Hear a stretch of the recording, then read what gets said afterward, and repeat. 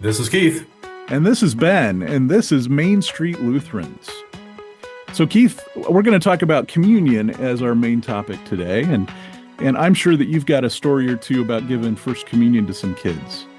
Oh, yeah. Actually, I can tell you a story about my first communion. So I was in, I want to say fourth grade at Zion Church in Glen Rock, where I grew up. And there were maybe a half dozen of us going through our first communion class. And the class was predominantly taught by our pastor's spouse. And I don't remember much about the content of those classes, although I can picture the room that we were in and sort of the arrangement we were sitting in. One of the things that we did not do that some churches do, that I do as a pastor, is they did not give the kids the opportunity to taste the communion elements prior to the first day that we did this in worship. You know, I always give the chance for kids to try the wafers, try the bread, try the gluten-free wafers that, you know, some of their friends have to use that they're so glad they don't have to, and the grape juice and wine that we use. Anyhow, we didn't do that, and so I distinctly recall one of my classmates, Kevin, who was standing next to me, not the Kevin that I am pastor alongside of here at St. Matthew, by the way. So so Kevin, the pastor comes around, gives us the bread, eats the bread. The communion assistant comes around, gives the little individual cup of wine. Kevin knocks back his little cup of wine, pauses for a moment, his eyes open very widely, and then he proceeds to spit the little sip of wine out onto the carpet in the church. Wow. With everybody laughing. It was quite a spit take moment, because just he was thrown off by the flavor of the wine, and that was just a very memorable first communion moment for. And we wonder why the Roman Catholic Church didn't let the congregation members drink the wine. That's right. That's right. That was one of the fears, is they'd spill it on the carpet, and then what are you going to do? You got Yeah. Jesus on the carpet. I'm sure it's one of the commandments, thou shalt not spit take the communion wine. That's true. Yep. Well, I had one at Warburg Seminary when I was it would have been right before freshman year at Capitol. We're serving communion, and a kid comes up, probably a 6-year-old, with his parents who were students at the seminary at Warburg Seminary in Dubuque. He takes the common cup, knocks it back, hands it back, and says, "All done." and that was port. So Doug Ogden, he grabs it, takes it back, refills it, comes back and shakes his head, and that was a moment. So my parents actually made sure that we had tried wine out in public before we could do that. So we went to dinner one night and got, Italian food and some red wine, and I got to drink a little bit of that, just so that I knew what was coming. So yeah, strongly recommended. Yeah, absolutely. Yeah. So now we've talked about how we abuse communion. Oh, come on. There's so many more ways, I'm sure. But yeah, that's true. Couple examples. Examples.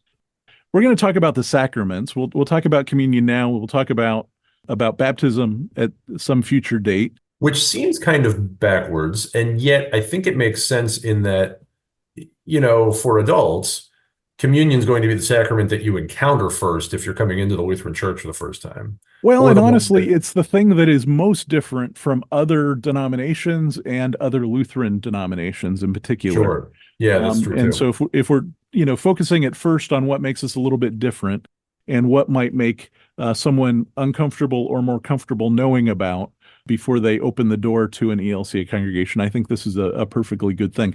Very few people are going to need baptized when they walk in the first time. Correct. Yeah, people are going to want to know about how communion works in your church. Absolutely. Certainly before they take it, and you're right, perhaps before they even walk in the door. Yeah, but since this is our first talk about sacraments, we ought to talk about what makes a sacrament in the LCA. Now, Lutherans recognize 2 sacraments, baptism and communion. Other denominations recognize more and fewer. Right. 3 for Anglicans, 7 for Catholics. I don't know if there's anyone that recognizes less than 2, which I guess would be 1. Yeah. Or none. Well, and yeah, I think maybe that's the wrong way to say it. I think some denominations put less attention toward communion Yeah. Yeah. um, than than baptism, and so it sort of elevates baptism as a primary sacrament as opposed to communion, which is in their cases more symbolic and so not as important. Uh, Right.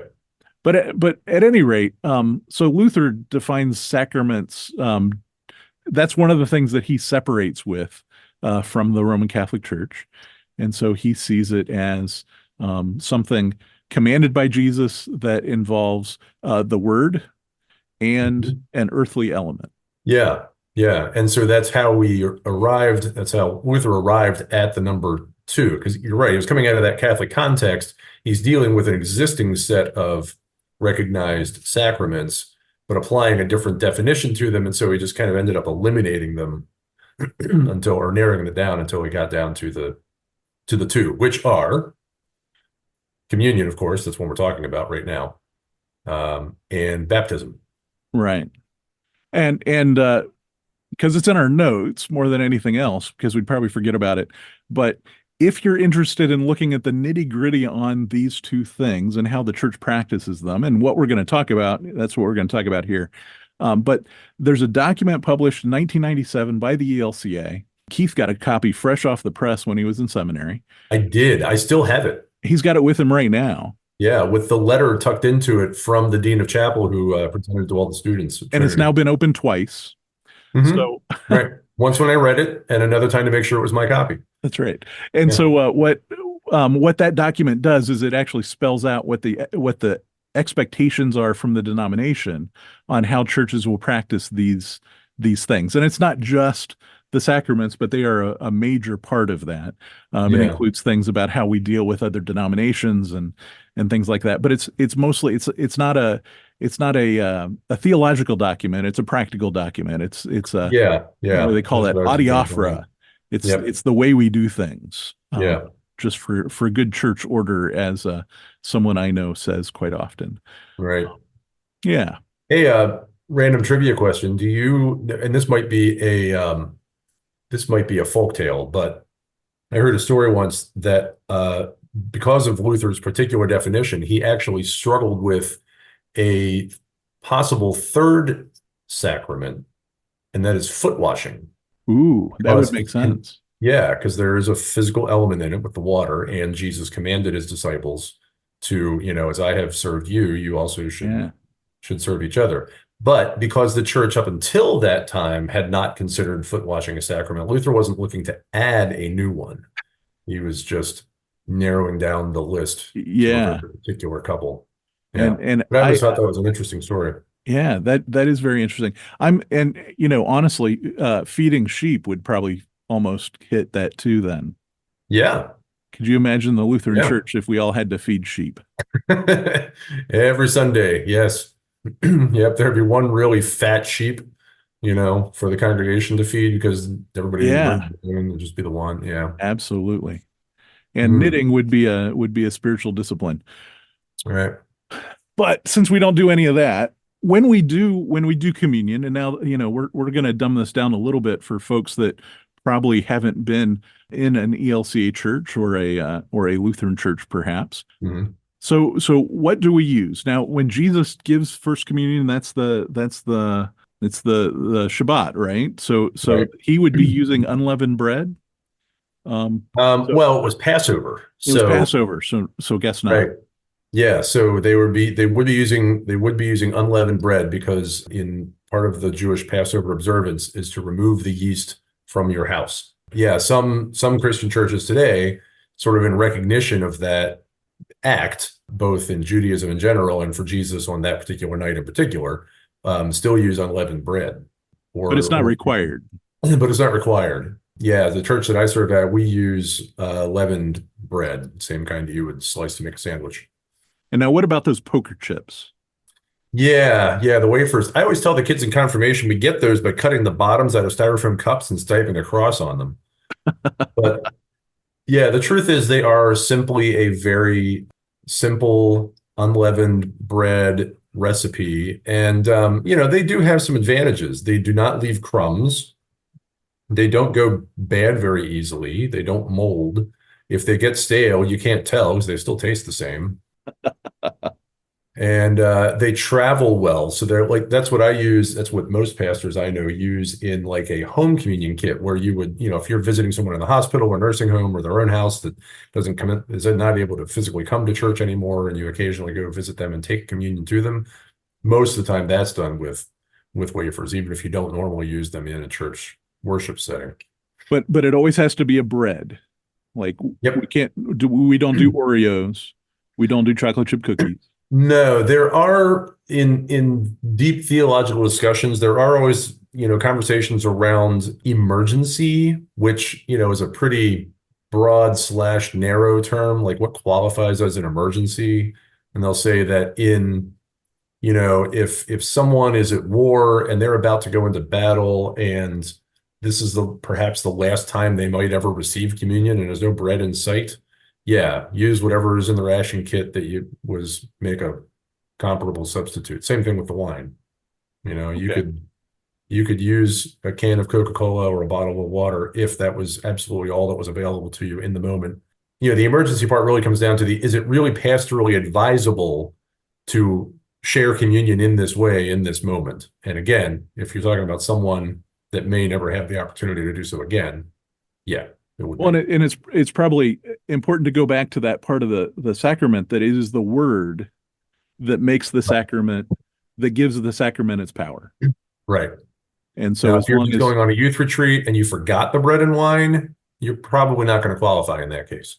You're either going to have to run out to the store or, just wait, so skip that pizza part of pizza and until. Pepsi doesn't work then. Right. No, no. Uh, and then as far as the wine goes, Mhm. when we use wine, I know that when we were at Calvary, we used Fairbanks port because I think it was cheap, but it also had maybe a little bit of an antiseptic thing because we did common cup. I don't think Right. congregations do common cup quite as much anymore. Not as much. I have seen it once or twice since the pandemic, but it's generally been at like not in a regular congregational setting. It's been like a continuing ed event or a synod event or something. Oh, I would think Yeah. maybe a wedding where maybe the bride and groom might share the cup and Yeah. everybody else would get it something else or Right. something like Yeah. that. But where they're trusted and limited. And then as far as grape juice, I know that we offer grape juice often for folks who can't take wine for various reasons. Yeah, yeah, or just for people who really just don't like wine, especially younger kids, frequently will just take the grape juice because they just can't stand the taste of the wine, and that's fine. Yeah. And some churches use red wine, some use white wine. It doesn't the variety of wine is not relevant really at all. Yeah, You're I think right then. most often if you're choosing between cups, if it's red, it's the wine. If it's white, it's the grape juice. If I'd they say that's the more common approach. are there Yeah, and places that some do the churches use opposite? white grape juice for that very reason, Yeah. so that you can visually tell them apart. Yeah. All Yeah, right. but I've been to churches where it was the reverse. They used white wine and you know, what is it, red or purple colored grape juice. Yeah. Yeah. What about those little pandemic kits? Have you used those in your congregation, Yeah, Ben? we have. A lot of people don't like them, of course. I personally think the biggest problem with most of them is that when you have elderly people and there isn't an ELCA congregation that's not on a college campus that doesn't have elderly people, they have a really hard time opening the kit. And so we had an experience where the elderly folks were still opening in their kit during the benediction. Oh, wow. Yeah. Just And struggling to get them open. Yeah, that is because there aren't enough problematic. younger people to help them get them open. Right. Yeah. Yeah. And they are frustrating. They serve their purpose, but I don't know of very many places that are continuing to use them across the board. We have some folks that are able to come to church, but they don't come forward for communion. And some of them, we take communion to them in their seats. Some of them just prefer to use one of those little kits. And I Okay. think it's just because it doesn't draw any attention to them that way then. That's good. Yeah. Yeah. So then the next important thing that probably differentiates us most from other Lutheran denominations is who do we let receive communion in the LCA churches? Yeah. Yeah. We have what gets called in some church circles an open table, meaning that You need a reservation from an online source. yeah, yeah. Or you slip a 20 to the guy at the door and he'll squeeze you in. Yeah. No, it's it's an idea that anyone, and so it's interesting because if you go back, I suspect if we go back to the use of the means of grace, it's somewhere in there is going to say something like, any baptized Christian is welcome to come forward for communion, which at that time seemed like a pretty generous statement to make. That, if you say you were baptized in a Catholic church as a kid, or you were baptized in an adult baptism in an evangelical congregation, and maybe you were just visiting grandma for Christmas, or maybe you had moved into a new town and looking for a new church, and you'd be welcome to come forward and receive communion. Now there are conversations going on about, is it truly hospitable in a time when there are lots of folks interested in the Christian church who didn't grow up in the church, and so maybe were never baptized? Is it really hospitable to say to them, no, just because you came in the door today for the first time, you can't take communion because you're not been baptized? First off, who's going to have that conversation? Right? The pastor isn't like looking for the ID card on each person as they come forward. And the other thought is just that, again, from a sense of hospitality, if it's a meal and an open table, then perhaps everybody should be able to come. I don't know that we've made a true theological statement on that yet, but there's a lot of conversation around it. Sure. Yeah. And then who can distribute it? Who can do the blessing of the communion? Who can do that part of the service? Yeah, so in terms of the actual, like, the communion ritual that happens before, we start getting into the eating and drinking part, that would typically be a an ordained minister of word and sacrament, which we commonly call a pastor. And that's not because there's anything special about pastors or their work or their role or the process by which you become one. It's simply what Luther and his compatriots referred to as good order in the church, that the church is a community, and in community there's structure. And so part of that structure is that, and the point being that, the communion is, even in the word itself, it is something done in community. It's something we do together. And so it's not necessary for like just anyone to be making that moment happen. It's part of the pastor's job. Now, again, you're going to find someplace in those emergency settings, if you don't have a pastor and you're about to die and you want to receive communion, your friend Joe can just do it for you. And that's considered legit. But typically speaking, that's not necessary for most of us 99.9% of the time. And so pastors are the ones who have that role. Now, as far as distribution of communion goes, like anyone can do that in terms of like helping in the service to hand out the bread, to provide the wine. Sometimes that's something that certain individuals in a congregation, like, I've been in churches where all of the church council are the people that help distribute the wine. It's just a way for them to be involved. It's a way to help them be visible so people can recognize, oh, those are the council members. I know who they are. Not every church does that. Now, what does our church believe if, say, I take communion from someone who eventually does something bad in the church and is excommunicated from the church? It doesn't happen very often, but is there any consequence in communion from that? Does that affect? No, thank goodness for Jesus, because it is not, Luther has I can't remember the wording of it, but he has a very pronounceable statement someplace that says something like the merits of the minister are irrelevant in the validity of the sacrament. It's all over the Book of Concord. Yeah. Yeah. Yeah. Yeah. Anybody. So yeah, if you're a pastor, if they mispronounce the words, if they mess up the Lord's Prayer that day, if it turns out they're a horrible person in some way, communion is still valid if they are still a ministry in good standing with the church. So what about online communion? How is that? I don't think the church has an official position on it at this point. It does not. Did you guys do that where you're at in Grosse Ile? We didn't really ever do online church. Okay. It really wasn't, we sort of just blasted through. Gotcha. Yeah, we did start online services pretty quickly, and it was weird. You and I were chatting about this a little bit before we started the episode. St. Matthew has had a radio broadcast for almost 80 years at this point, originally on an AM station, now on both AM and FM. And this question never occurred to anyone about whether it was okay for me listening at home, listening in the car, probably not in the car. Communion would be awkward in the car while unless you weren't the one driving. But anyhow, the Tour idea bus, that, what's that? a tour bus. Yeah, yeah, right. Yeah, you're on a tour bus. You got the party wine going. So, the idea that somebody be listening at home and oh, we're coming to the part of the service where there's communion. Now, I might have been saying the words. Maybe I have the confession memorized, or maybe I'm reading the bulletin online, or had a copy of it mailed to my house. Yeah. Um, I might be reading the words of the confession along. I might be singing the hymns. I've listened to the sermon. I prayed the prayers. I may have spoken the responses in the prayers as we went, if I'm familiar with it. I might have said the Lord's Prayer and recited the Apostles' Creed or the Nicene Creed. I don't know that it would have ever occurred to anyone to say, oh, it's coming up time for communion. I better go to the kitchen and get some bread and wine, You until there know, was a pandemic. And you know, I, suddenly, I watched some church services online for one of our LLM classes on worship, and several they weren't Lutheran Mhm. denominations, but there were denominations that skipped. They edited out the communion part Mhm.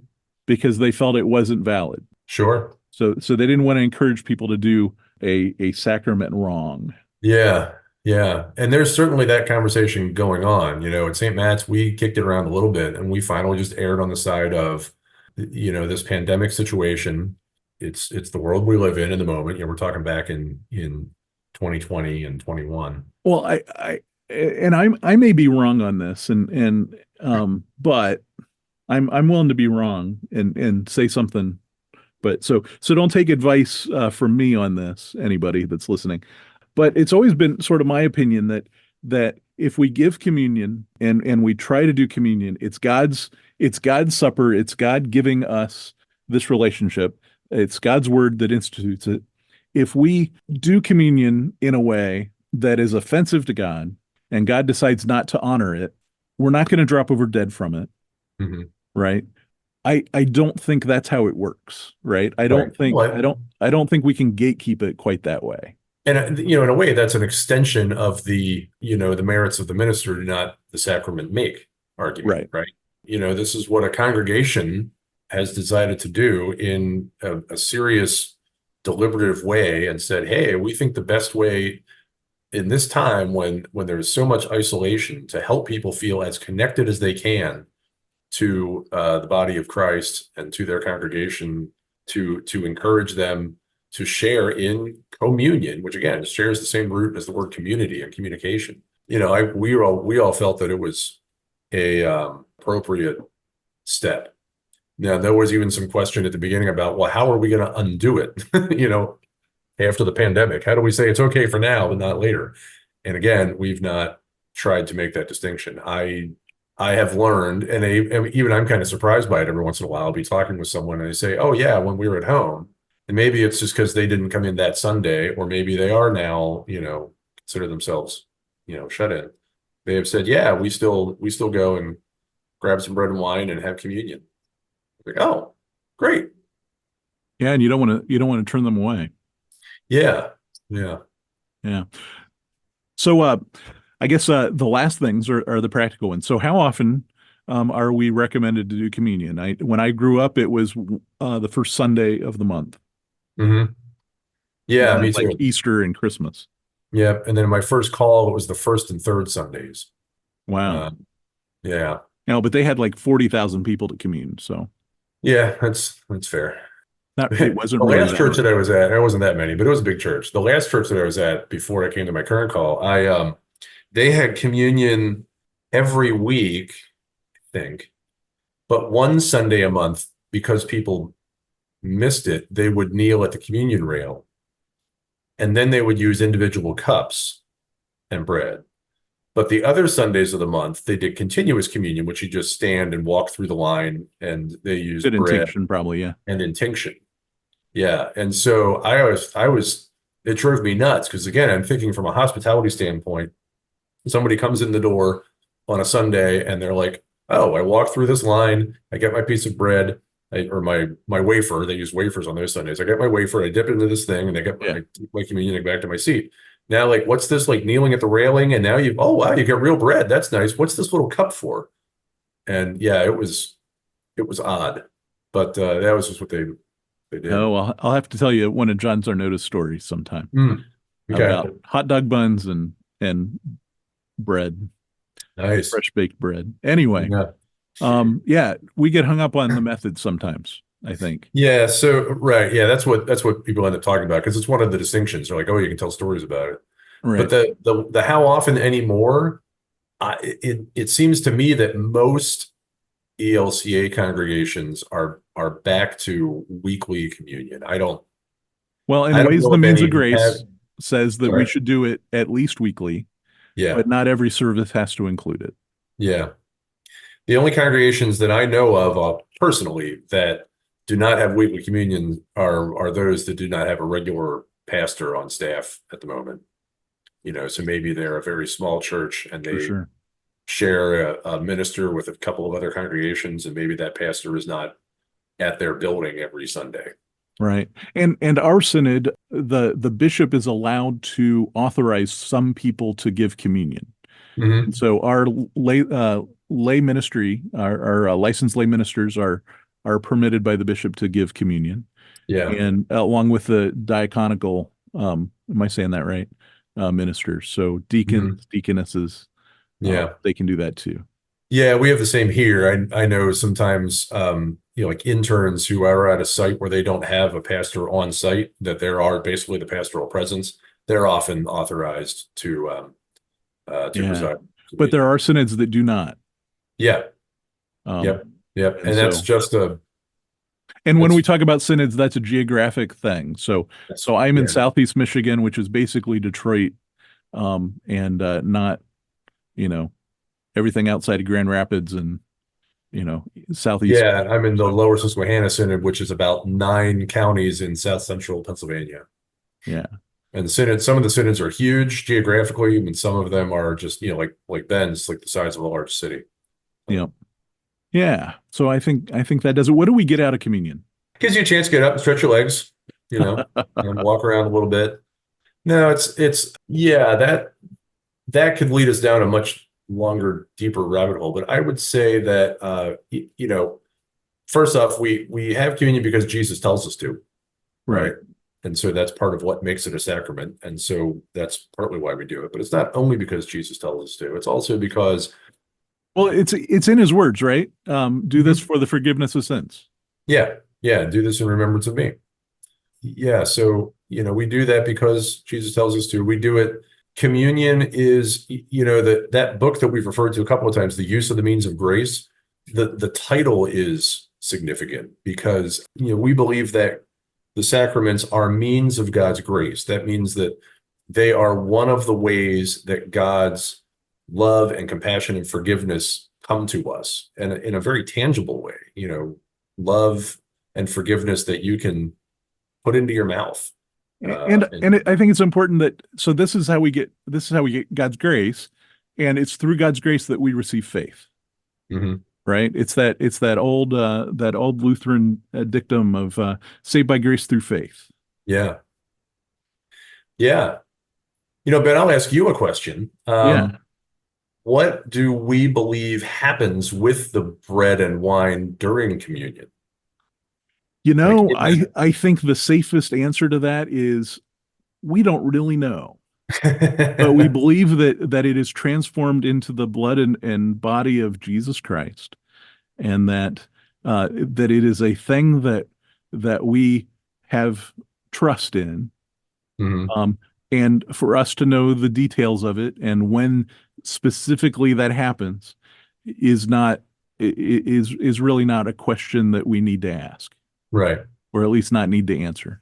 Yeah, and certainly nothing happens physically to them. They don't change in flavor or smell or Right, any but of they're that. more than symbol. That's an important distinction. Right. Yeah. Jesus, we believe that Jesus promises to be present. Luther's wording was in, with, and under the physical elements of bread and wine. And he said, I feel confident in saying that because Jesus is present in my split pea soup.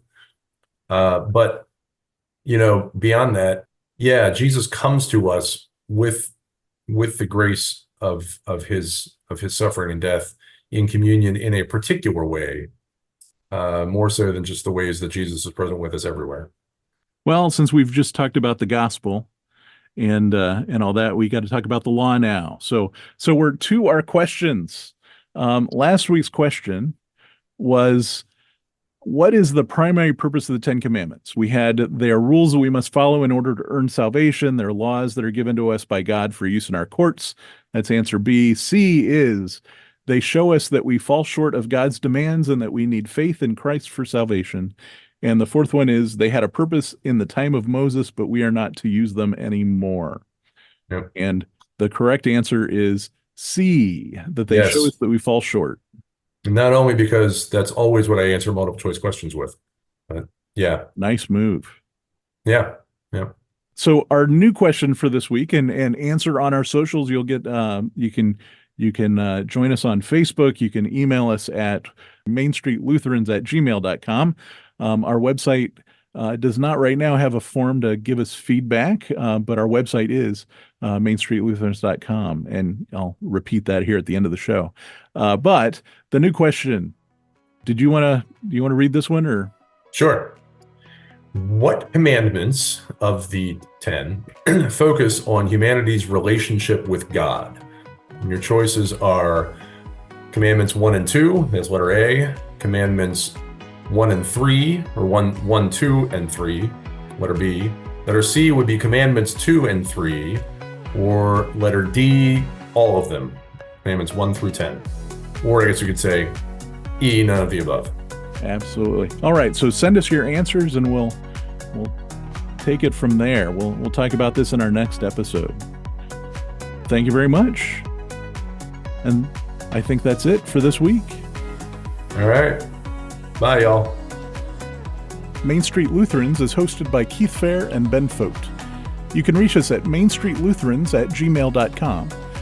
Our website is mainstreetlutherans.com, or you can find us on the socials at Main Street Lutherans. Right now, that's Facebook, Instagram, and Threads. Links are in the show notes. This show is produced by Fote Media Productions. Until next time, go in peace, serve the Lord.